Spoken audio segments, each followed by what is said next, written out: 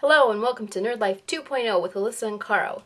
Today we will be talking about The Hobbit, The Unexpected Journey. Disclaimer, there are spoilers in this video. Spoilers.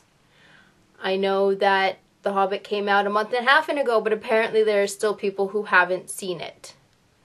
So if you haven't seen it, this film has a lot of spoilers. Now you know.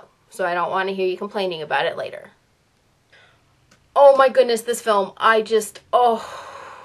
know it's been several weeks since I've seen it, but I could go see it again right now and be perfectly happy. It was just, Caro, this film was great. It was so good. I don't even know how to, portray all the emotions I feel towards this movie. I should start out by saying that I saw it twice. The first time I saw it was the midnight release, and it was just the regular plain 2D showing, which is, just fantastic. And then the second time I saw it was in 3D. Not in 48 frames per second, like I had originally intended, because apparently the only theaters in the Sacramento area showing it in 48 frames is IMAX, and I'm not going to go pay a ton of money to go to an IMAX movie and have to pay for parking downtown. It's not going to happen. I am poor. So anyway, I wanted to see it in 48 frames just to see, what the experience was like. For those of you who have no idea what I'm going on about, Peter Jackson filmed this movie in 48 frames per second, which is twice the amount of frames per second that most movies, or all movies actually, are filmed in. And what this means is that the motion is really fast, and you can see things, and it's more real. And so people said that when they saw it, they got a lot of motion sickness, and was very unpleasant for the first half hour or so until their eyes got used to seeing Gandalf, throwing his sword around and whacking people and dwarves jumping, but very realistically, or more so realistically than movies actually look. So anyway, that sounds like a very painful and nauseous experience, but I still wanted to do it to say I had, but I haven't. So, oh well. I did see it in the 3D though, and I will get into that in a little bit. But anyway, Caro, this movie, I'll nitpick at it in the next one most likely after you've mentioned some things, but overall this film was just the perfect journey back to Middle-earth.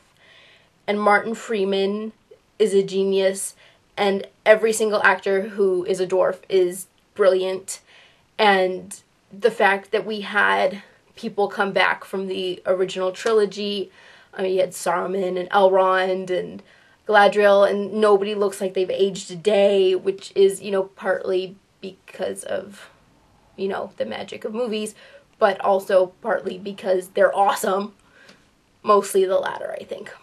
But anyway, and the whole frame story, starting with Bilbo and Frodo, about 10 minutes before where the Fellowship of the Ring starts, that is a great frame story. I had no idea how they're going to do that, but I love the decision they made with that. Yeah, I'm okay with this. And so that's exciting. One thing before I forget. Was it just me, or did you notice that of all the dwarves, other than Thorin, Keeley gets the most screen time? He's the one that's not got a beard. He's just a little scruff, but yeah, Keeley gets the most screen time out of any of the dwarves. Any time that they're panning, or there's dwarves in the background, and they're dealing with this, Keeley always gets shown. Every single time. I started counting how many times he showed up on screen, and then I lost count. In a comparison, Biffer, who's the one who's got an axe in his head, he shows up 3 times, maybe 4.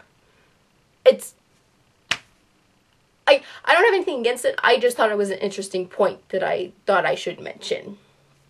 I don't know. I know he's really cute, but, so is Feely.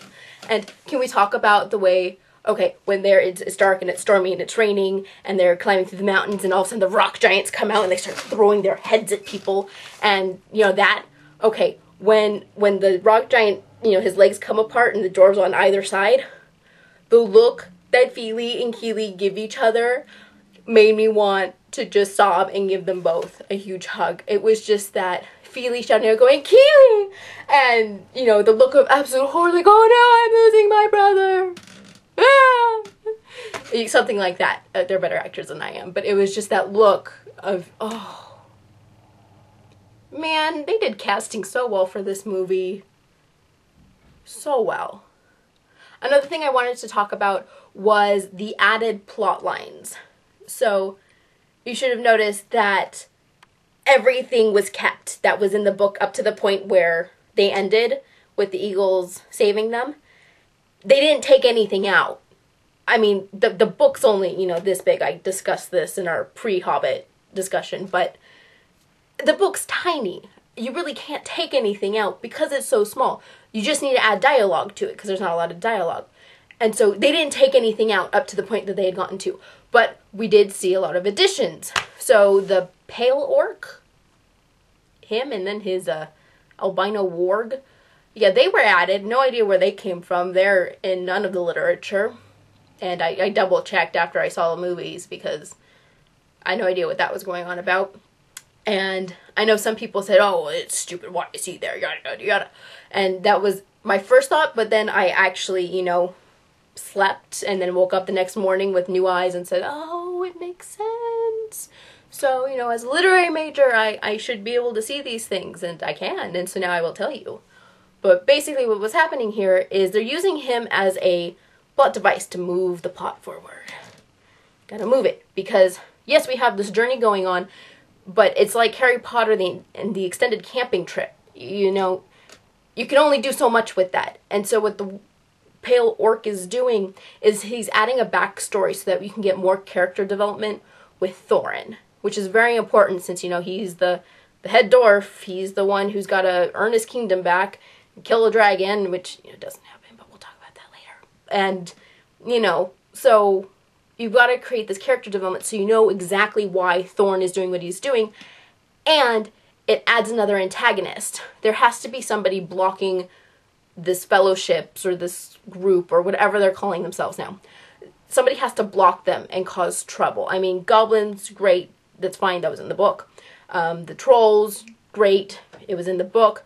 But you need something bigger that's actually going to follow them over the course of all 3 movies. Right? Okay. So, and by using this pale orc, you have someone.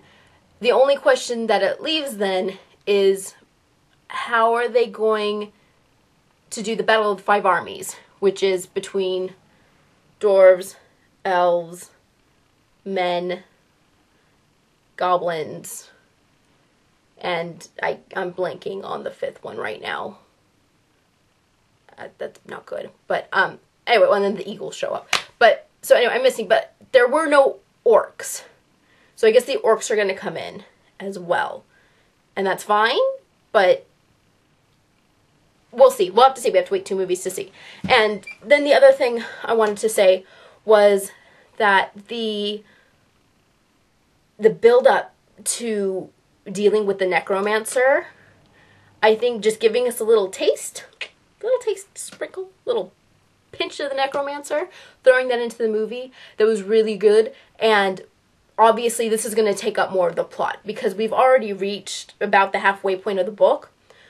So this necromancer side plot with Gandalf and Galadriel and Elrond and, you know, everybody else, they are going to have to go out on this adventure because Gandalf does disappear pretty early in the next section of the plot. And so he's going to disappear, and we're going to have this battle with the necromancer.